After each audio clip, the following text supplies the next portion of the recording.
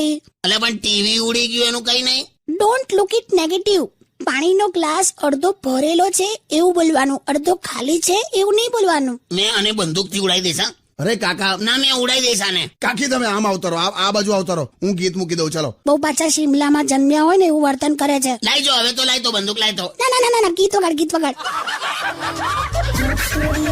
કેમ છો કાકી? એકદમ મજામાં. કેમ તમે ના બોલ્યા કાકા? પણ મને મજા નહીં આવતી તો મેં ના બોલ્યો યાર. પાછું શું થયું તમને? એટલે ગરમીમાં કંટાળો આવે છે યાર.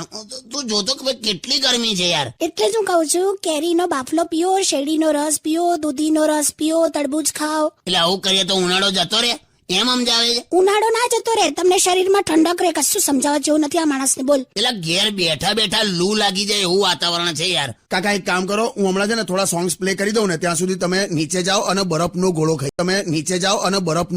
આવો. પણ આ ચા પીવું છું એનું હું? બરફનો ગોળો છે ને આ ચામાં બોળીને ખાઓ, આઈસ ટી જેવું લાગશે. રે લીંબુ સિકંજી. હું છે? શાંત થઈ જા ભાઈ બનતું બેકાર. તમે બેકાર માણસ છો. ગીત વગાડ. શું બોલે છે? કઈ ભાન પડે તને? પ્રેગ્નેન્ટ નહીં લી, નોકરીમાં કાયમી થાય એને પરમેનન્ટ કહેવાય. અરે ગઈકાલથી સોસાયટીમાં પેડા વેચીને આજ બોલ્યા કરે, તમારા કાકાએ ભત્રીજાને પ્રેગ્નેન્ટ કરી દીધો. બધા વાંધા તમને જ પડે છે. લોકો ખાઈ ગયા ને પેડા. ખાઈ ગયા એટલે શું? તું એટલે વાત સ્વીકારી લીધી લોકો એમ સમજાવે તું? સાલા પોળના છોકરાઓ બહુ જુદી રીતે જુએ છે અત્યારે. મને પઝલમાં પડી ગયા બધા યાર. રોલ મોડલ જેવો હતો હું સોસાયટીમાં. અત્યારે છોકરાઓને ઓટલે આમ નવરા છુટ્ટા બેવા નહીં દેતા.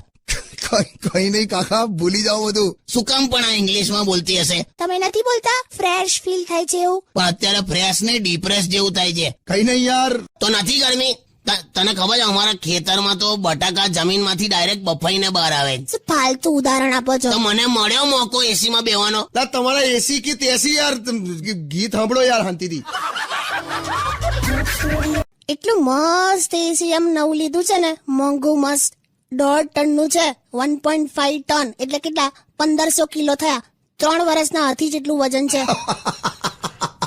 અલા 1.5 ટનનું એસી એટલે વજન નથી, કોમ્પ્રેસરની કેપેસિટી હોય. ગમે તે તમે વસાવો ને, આની બુદ્ધિ એની એ જ રહેવાની. જે હોય તે.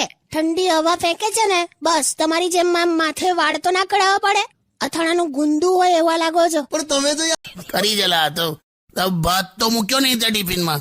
અરે ભાત છે ને મેં બનાવ્યો તો એટલો મસ્ત બન્યો છે ને કે કુકર એને છોડવા તૈયાર નથી. હે? કુકર એને છોડવા તૈયાર નથી એવું કે? એટલે ચોંટી ગયો છે ભાત બોલને પણ. જાન આવે કોડી હોશિયારીમાં ઇન્દ્રાક્ષીને કાઢી મૂકી બોલતે. હટ છે આમાં જમવાનું બનાવવા આવે છે. ક્યાં ઇન્દ્રાક્ષી કેમ નહીં આવતી 3 દિવસથી? એને મેં ના પાડી દીધી છે કે તારે નહીં આવવાનું. કેમ લી? બસ. હું બસ? એ જે રીતે તમને ધૂળેટીના દિવસે તમને કલર લગાડતી હતી ને, તો હું લોકો ઉત્તરાયણમાં લગાડે એવું નહીં આવે. તો ગાલ પર હાથ ફેરવીને જે રીતે લગાડતી હતી ને, એટલે તે એને કાઢી મૂકી. હા બસ. એને સમજાવવાની હોય, એક તક તો આપી હતી એને સુધારવાની. મારે તમને તક નથી આપી બગડવાની.